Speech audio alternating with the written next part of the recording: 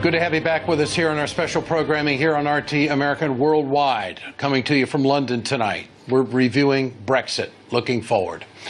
Earlier this month, I had the opportunity to travel to Edinburgh, Scotland, for the UK snap parliamentary election. There I talked to some concerned residents who voted in that election. Many of them shared their thoughts on the results of the election. Take a listen.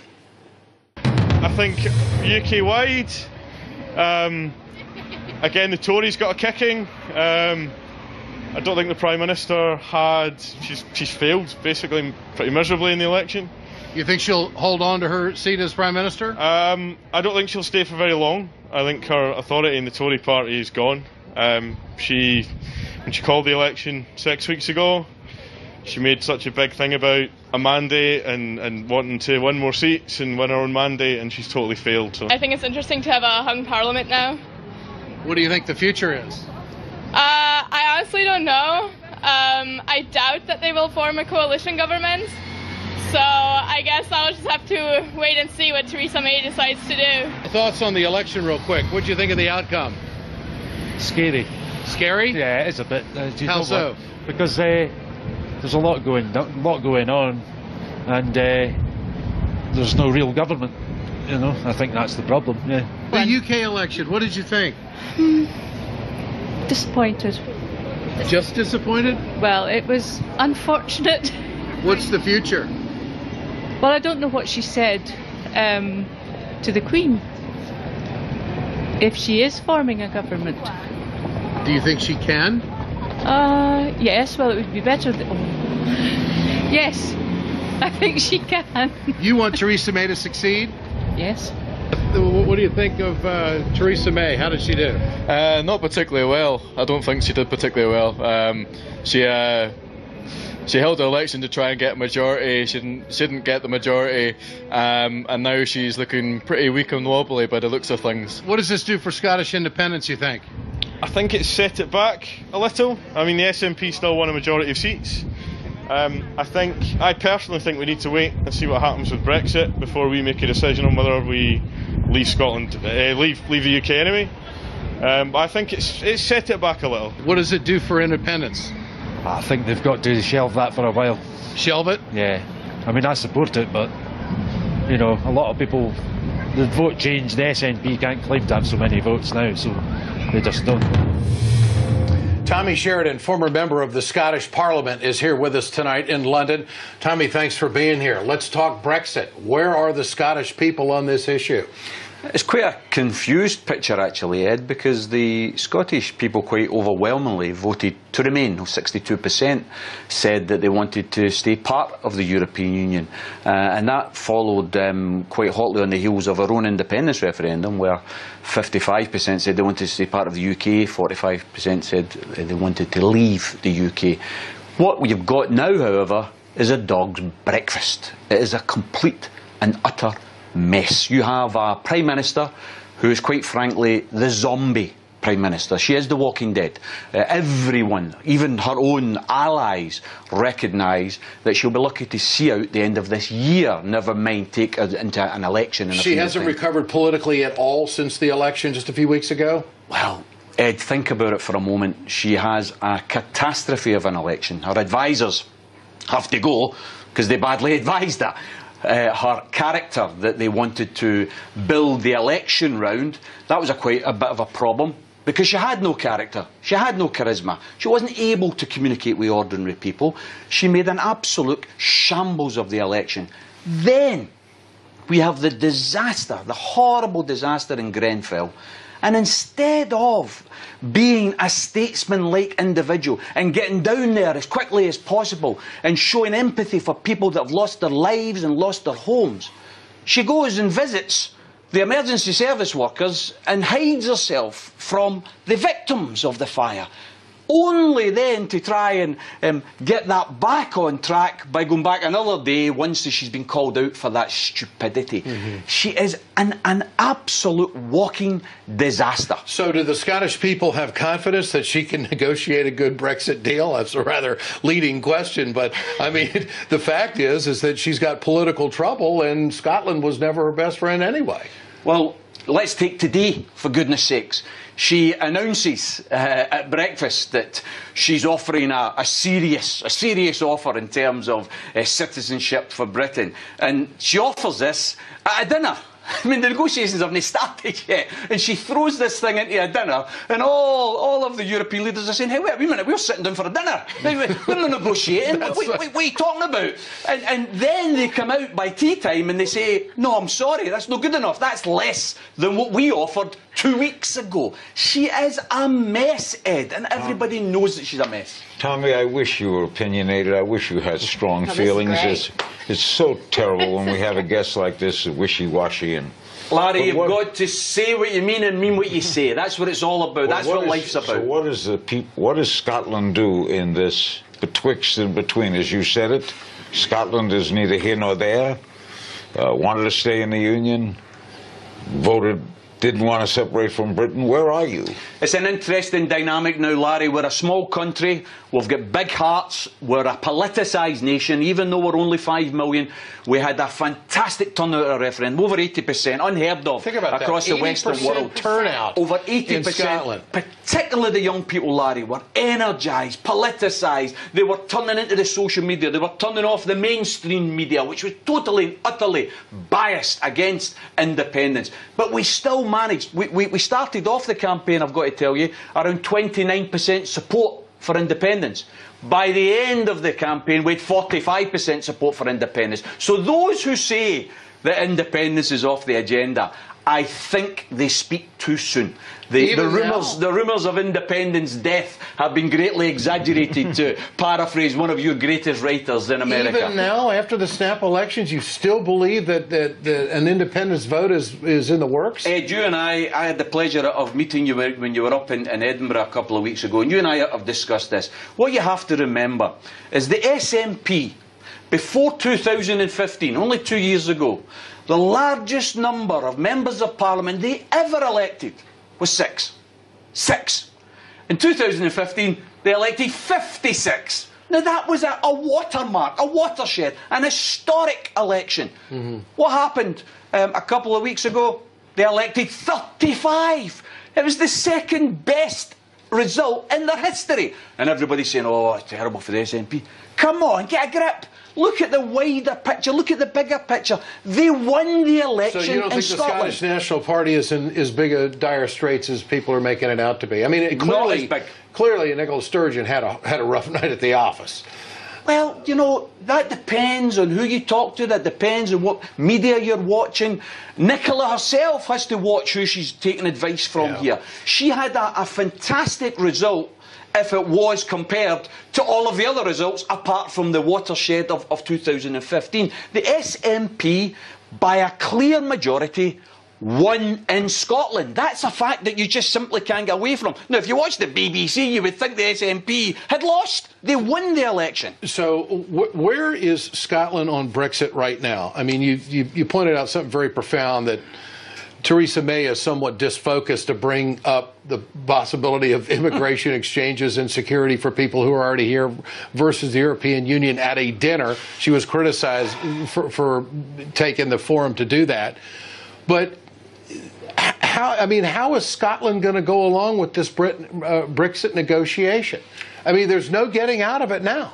Well, you see, unless you vote independent. Well, this is the point. You've read my thoughts, Ed. You've read my thoughts, because the point is, from a cynical point of view, the more Theresa May gets her way, the more she makes a mess, the more Brexit becomes an absolute disaster, then the more the Scottish people will think, oh, wait a wee minute, we've actually got more friends in Europe than England's got. May has made a mess of it. Why don't we go down the road of independence and try and get access to the single market? Try and do a Norway. Try and get an access to a free trade agreement. Norway is one of the most thriving, happiest countries in the world. They happen to be smaller than Scotland. They happen to have the same resource we've got. Oil. Only difference is they own their oil. I want Scotland to own our oil instead of the Texan billionaires who currently own it. So from my point of view, we have got lots to be happy and hopeful about. Mrs May is a disaster.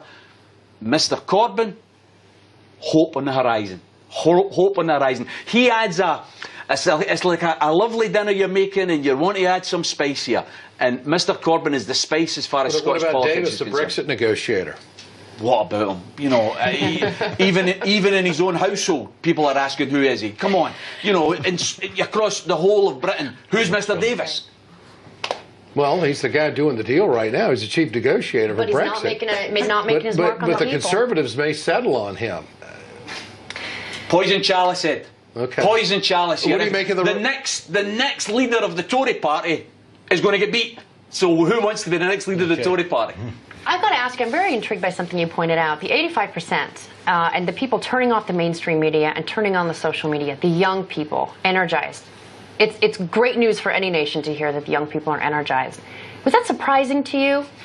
Was it heartening to see that happen? What was the impetus for that, to literally turn off the news that so many generations have depended on, go into social media and really get that energy going? It's amazing to me. Lindsay, I was involved intimately in the referendum campaign. I was involved in a hope over fear campaign. Right. I've got to say, I wish we copyrighted it, because everybody seems to use the phrase now, but we used it first in Scotland with the independence campaign.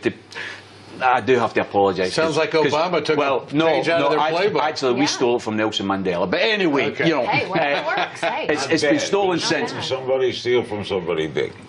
Most of, as you know, Larry, most plagiarism has been plagiarised. So from the point of view of the independence campaign, that energised a nation to think, hey, wait a wee minute, we are big enough, we are strong enough, we are smart enough, we are economically stable enough to stand on our own 2 feet. I mean, what is it we want here?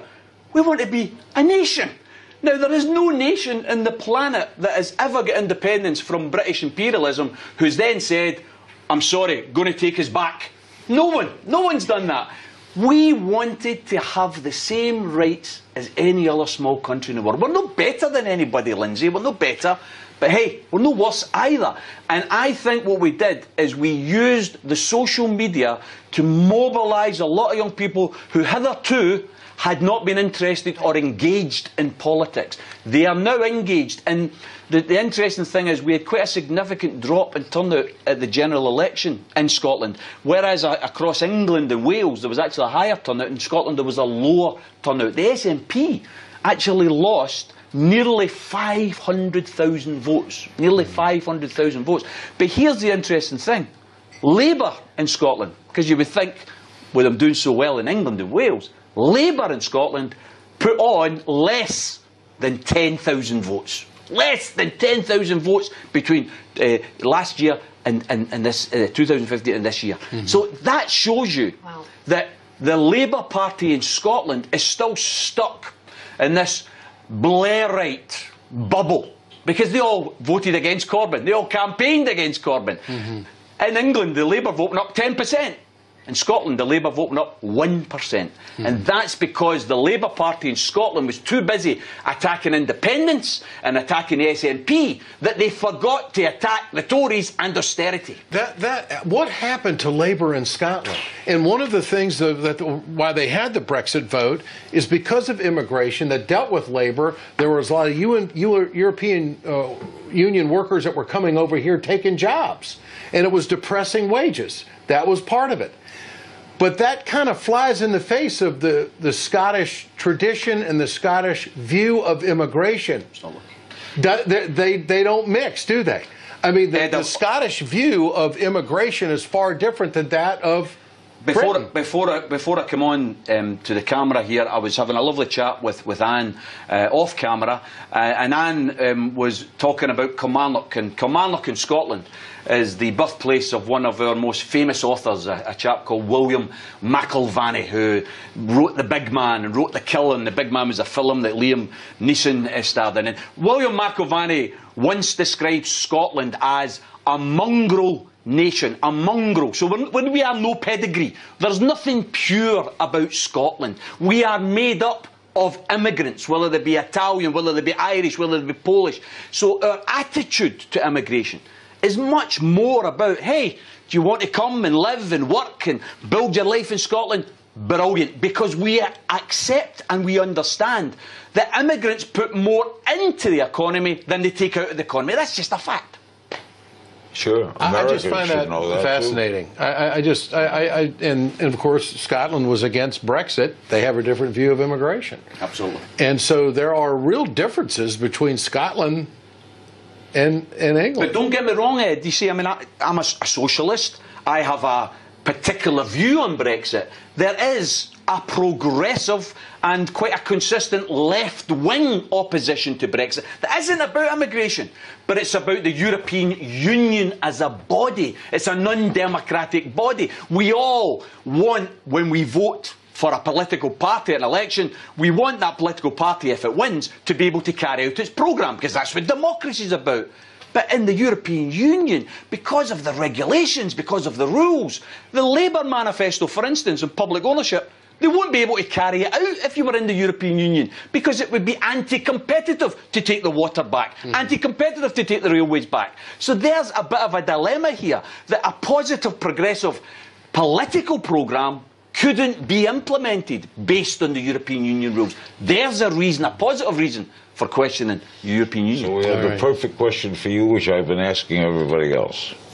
Are you optimistic or pessimistic? Oh, Larry, I said earlier I'm a socialist. Socialists are born optimistic. Always. The glass is half full. All right. Always half full, never Tony half Sheridan, empty. former Scottish MP, great to have you with us tonight. You know, this historical event has given comedians a lot to chew on, a lot of material. And while it's no laughing matter, we can certainly appreciate some comic relief in all of this. Lee Camp, RT America's Redacted Tonight host, joins us from Washington, D.C. Lee, good to see you with us tonight. Good to have you with us. Your thoughts good to on see you, all this Ed. political craziness. Well, first of all, I want to say I could listen to Tommy Sheridan say McIlvany all day. All day I could. So about Brexit, as you may know, I am an expert on Brexit. I have studied it for the past 15, 16 minutes of my life. And I want to say this. When I first heard about Brexit, honestly, my initial response as an American was, they got to vote on this? They got to vote on... Why did they get to vote on this? I want to vote on I want to vote on all kinds of things. I want to be able to vote on fracking or GMOs or chemicals in our food or our water or whether Donald Trump should be forced to wear a Silence of the Lambs muzzle wherever he goes so his toxic spittle doesn't land on babies. We should have votes on all kinds of issues, Ed. I'm upset that they got to vote on this. Well, they sure did. They got to vote on it. In fact, they might even vote again. They are the country of elections. Your thoughts on that?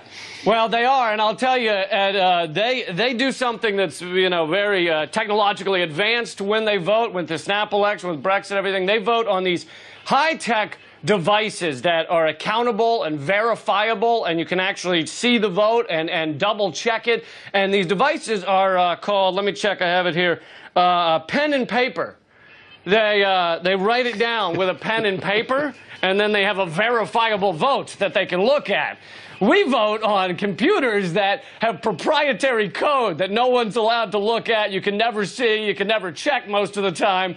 And we really have no idea what's going on inside of them. Whereas they have a pen and paper, they can look at it, they can say, here's how people voted, and actually find out whether it's legitimate. Ours is, it's amazing we're okay with this system, considering if it were the last 10 minutes of the Super Bowl, and they turned off all the cameras and performed the game in the dark, and then told everybody what the result was, this country would be on fire. We would be pissed off.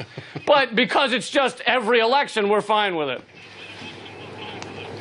All right, now, you have to have some type of commentary on the hairstyles of the President Trump and Boris Johnson, who's the foreign minister here. If there's the number one thing that's in common between these two countries, we'll have leaders that must have the same hairdresser.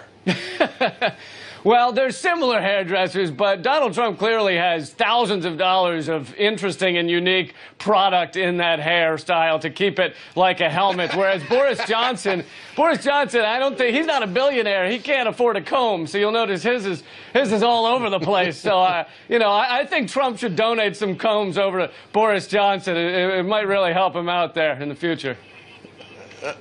All right, Lee Camp, Redacted host. Always great to have you with us. Thank you, Lee. Appreciate it. Thanks, Ed. The comic relief can be found with Lee Camp. Coming up on our Brexit one-year anniversary special, Prime Minister Theresa May's snap election decision cost her and her party big time. Can she see recovery? We'll tell you right after this break. Stay with us.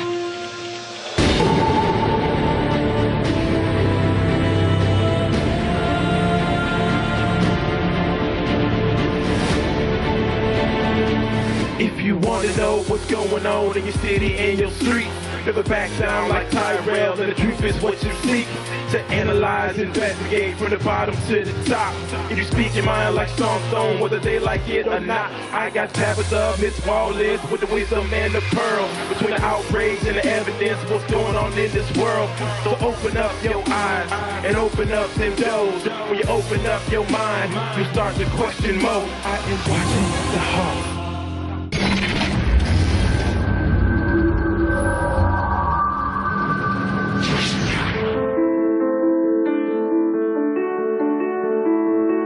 I think the average viewer, just after watching a couple of segments, understands that we're telling stories that our critics can't tell. And you know why? Because their advertisers won't let them. In order to create change, you have to be honest. You have to tell the truth.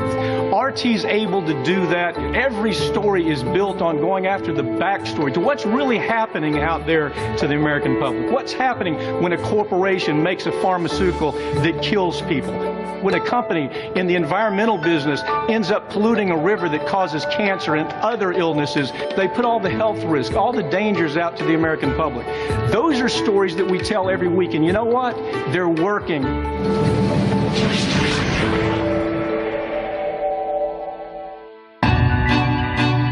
What politicians do is something we don't do. They put themselves on the line, and they get accepted or rejected. So when you want to be president, why would you want to be? Why would someone want to be president? What's it like to be president? What's it like when the phone rings at 3 in the morning? Can't be a good call.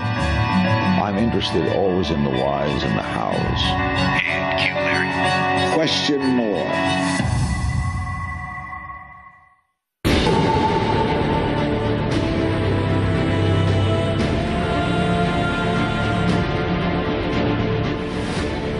Welcome back to our coverage here from London. I'm Ed Schultz along with Larry King and Lindsay France. Our first-year anniversary of Brexit, primetime coverage worldwide here on RT. Prime Minister Theresa May gambled and lost her parliamentary majority over the Brexit issue. RT's Polly Boyko takes us through the twists and turns of Britain's rocky road to breakup. It was a vote that changed the course of history. The 48% who'd voted to stay were outraged, although the others, they were delighted. The sun has risen on an independent United Kingdom. June the 23rd needs to become a national bank holiday, and we will call it Independence Day. Nigel Farage may have been jumping the gun there. His so-called Independence Day is still a distant prospect. The referendum result killed the political career of David Cameron and allowed Home Secretary Theresa May to step up to the plate. In the run-up to the vote, she had been a quiet Remainer, but the desire to lead post-Brexit Britain forced her to reconsider her position. Brexit means Brexit. Brexit means Brexit. Brexit means Brexit, and we're going to make a success of it. A year down the line, that sounds like something from an alternate universe, considering that Theresa May called an election in order to strengthen her hand in the Brexit talks, but ended up free-falling in the polls and losing her parliamentary majority. Her atrocious result meant that politically, her weakened government limped into negotiations with Brussels earlier this week. And bear in mind, these talks were never going to be a walk in the park. Some have created the illusion that negotiations can be concluded quickly and painlessly. Threats against Britain have been issued by European politicians. The Commission was trying to bully the British people.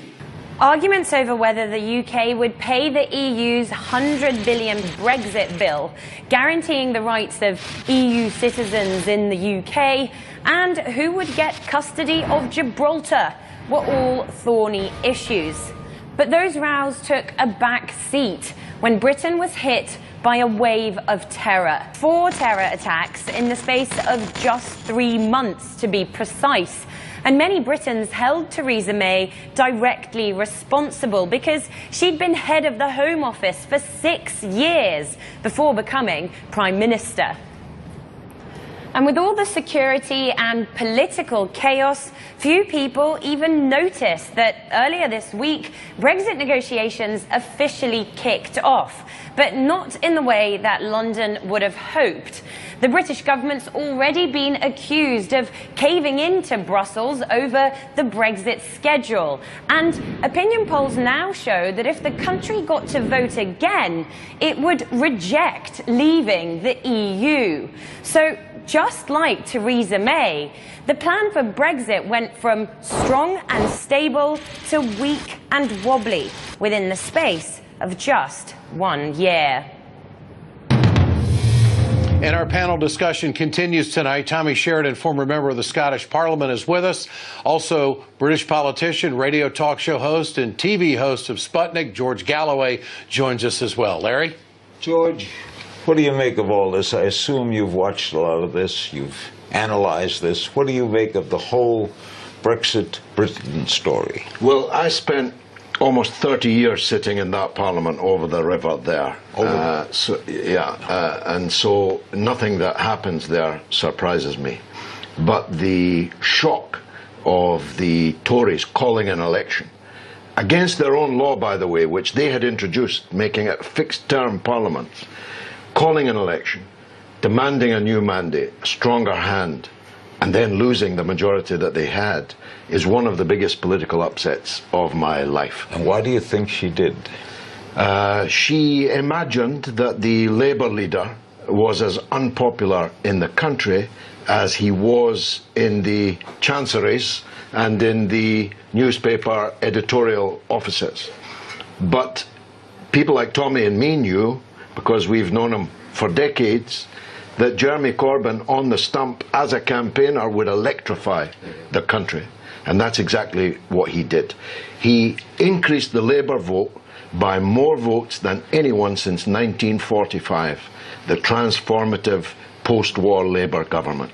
3.5 million votes he put on. And if the campaign had gone on even a few more days, he'd have done even better than that and might have won an actual majority, because there are dozens of Tory MPs now sitting on wafer-thin majorities, including the Minister of the Interior, the Home Secretary as we call them, who after 3 recounts is in Parliament with a couple of hundred votes. Do you think he's the next Prime Minister? Well, it's not as easy as that, because they will get rid of Theresa May, but getting a new election is a different proposition. They've lashed together an alliance, a kind of coalition, though they haven't yet signed it. The Tories are being asked to pave the streets of East Belfast in Northern Ireland in gold as a price of the Democratic Unionist Party agreeing to support the Tories in government. So if it's not Corbyn, you're thinking David Davis would be, because he could avert an election until later? To me, it's a no-brainer. The only alternative is Boris Johnson, who would be a catastrophe. And you disagree with that, Tommy? Well, I don't disagree that David Davis is probably one of the most competent Tories that's around just now. But I think George would agree with me that momentum is a big thing in politics, and momentum is now with Corbyn and Labour. And if Davis was to take over, you've got to remember, May's authority was undermined because she was never elected by the country. She then called an election and lost her majority, as George said. If Davis takes over, what authority does he have? He's unelected. What about that? It's a very strong point, except for this. He would say, I'm the chief negotiator of Brexit. You're going to need to let me carry on with my negotiations, then I'll give you a general election at the end. This Irish party that is now part of What are they? That's They're part extreme, of they form the coalition. extreme loyalists. The kind of people who went to your country and became the hillbillies. That's the origin of the term hillbillies. They were extreme loyalists who, by loyalist I mean the union of Ireland with Britain, extreme Protestants for your viewers, who went to the hills in the United States. Billy is after King Billy, who's their standard bearer from a quite recent battle. Do you know that? Mm-hmm. Quite recent battle in 1690. That's where the term hillbillies comes from, yeah. They were the Billy boys who went to live in the hills. They were the original rednecks, because it was with rednecks that Britain, Scotland, populated Ireland as settlers to disrupt the growing national consciousness of the Irish people. They were sent there literally as settlers. How extreme is that party? Well, in the next 2 weeks you'll see how extreme.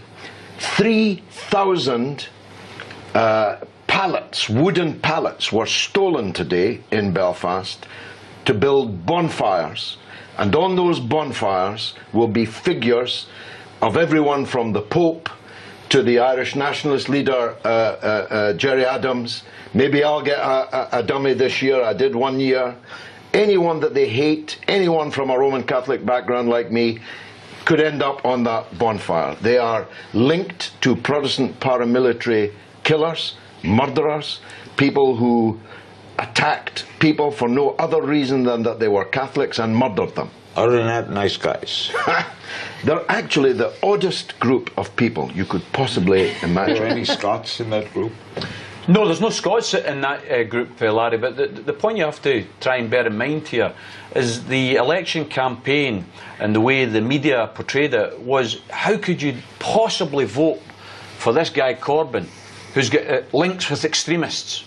You know, the fact that Jeremy, over many years, has met with politicians from Northern Ireland and tried to build peace, tried to bring people in to the process, met with Sinn Féin when no one else would speak to Sinn Féin, recognised that the nationalist community was being ignored and were being discriminated against. He's always tried to build peace, whether it's in the Middle East, whether it's in Ireland. He was supposed to be the guy who had links with extremists. Now what we have is May's forming a government with extremists. Yeah, yeah. It's an absolute disgrace. And it has got no legitimacy. They wear orange sashes at this time of year, and they go on parades, provocative parades through Roman Catholic areas. I mean, they're a kind of Ku Klux Klan, a milder form, maybe, of the Ku Klux Klan. Wow. And Theresa May is now clinging to power by the tassels of an orange sash. You said we're going to see in the next few weeks. What are we going to see? Well, this is the marching season. Because they commemorate, they commemorate a battle which took place, I'm not making this up, in 1690.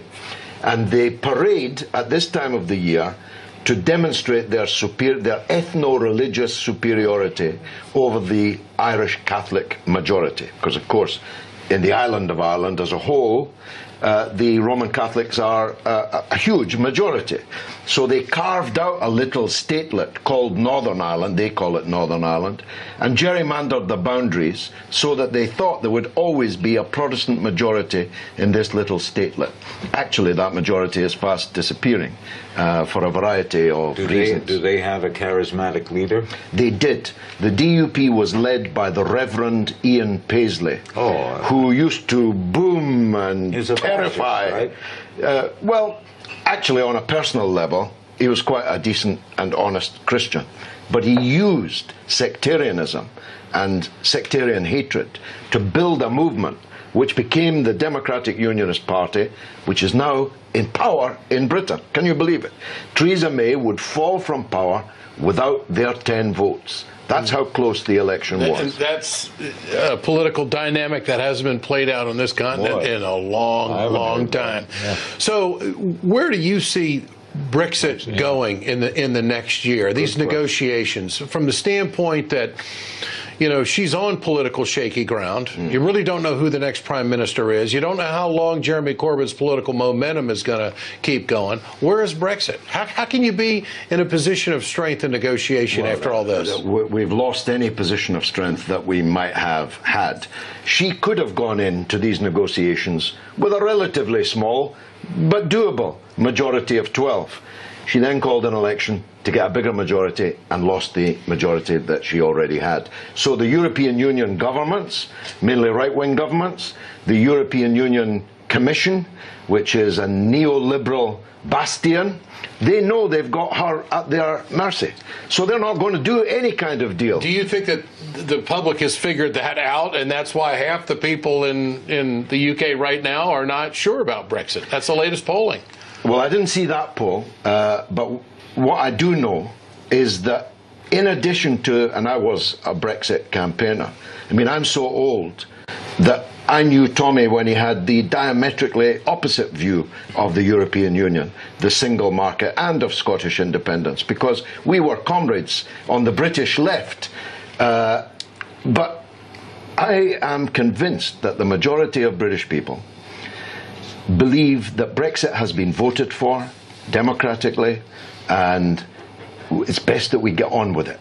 What do you think? But what we've got is a government now incapable of getting on with it. What I said earlier, Ed, is there is a very progressive argument for Brexit. That's the argument I promoted. I voted Brexit because I believe the European Union is an undemocratic institution. And there's a fine left tradition from Tony Benn, Bob Crow, the trade union movement. I campaigned along the trade union left against the European Union because, in my opinion, it's an undemocratic, bloated bureaucracy. A super state. It's a super state. It's a super state that has got power that it doesn't deserve. It hasn't earned the power, Lindsay. However, the way the media played the campaign, they made it all about immigration. They portrayed it as if it was a xenophobic vote.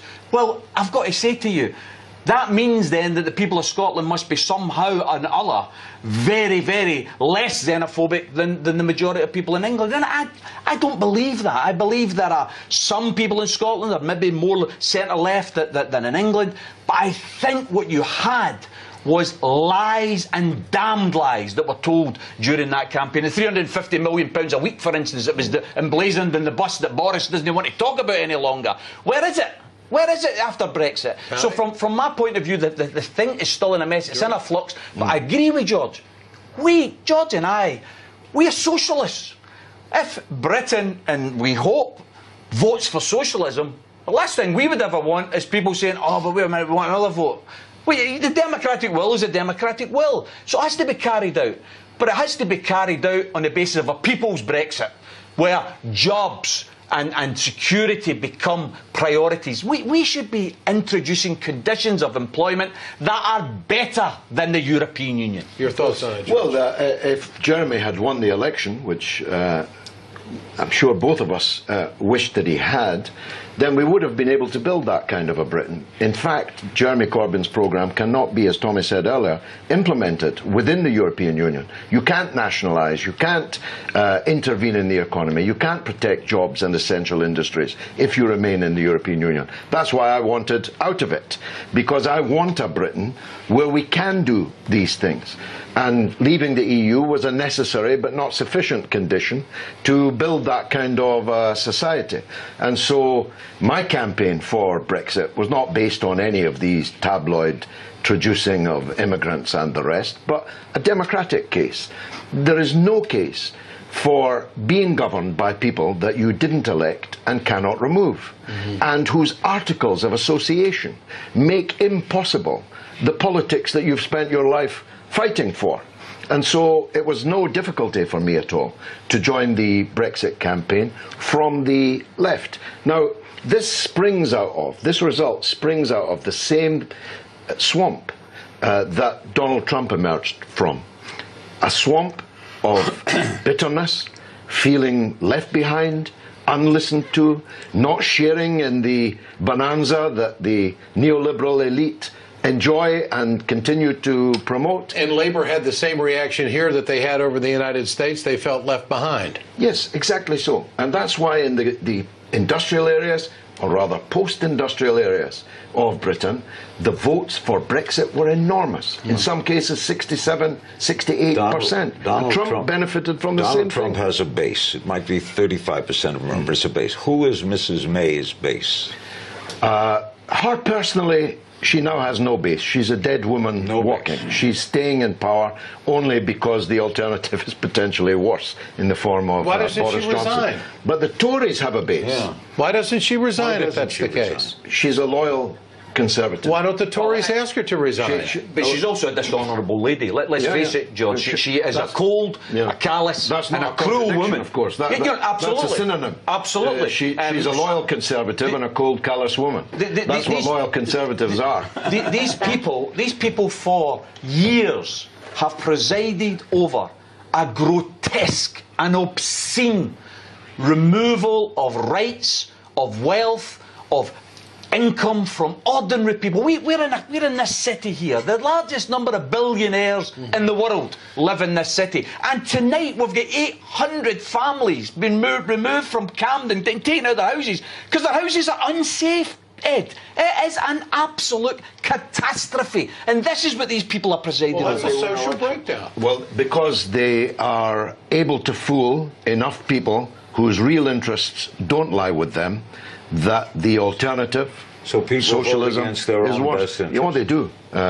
They undoubtedly do. There is a hard core of working people and lower middle class people who would benefit massively from Jeremy Corbyn's programme, but who are stampeded by one means or another on race, on xenophobia, on quote-unquote terrorism and all the others issues that we've talked about, to vote against their own interests. And then, of course, there is an elite. It's not the elite is not 1%, despite what was said in your country in the Great Movement. The elite's much bigger than 1%. I want each it's more of you like 20 or 25%. I want each of you to take the last minute here and tell us where we're going to be a year from now with Brexit. Well, I think, and hopefully George would endorse this as well, that those people that George talked about, because he's absolutely right, there is a hard core of the well-off and the selfish. You know, sometimes you say when you're working class and you're voting Tory, you check your wallet, and if you've got money in it, then maybe you've got a reason to vote Tory. If there's no money in it, it's because you're stupid. That's a reality.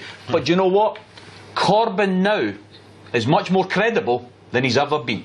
And the people that George talked about that have been for years swayed by the poison in the press, they might just be reachable now, because Jeremy has went underneath the surface, a subterranean movement. He's ignored the media, he's ignored the biased press, and he's went to speak to the people. It's a populist thing, and it's unique now in the world. It's left-wing populism, not the right-wing populism of Le Pen in France or Trump in the United States. Left-wing populism. Hallelujah to that. And we've been waiting for this. Here, here. Very, very long time. George.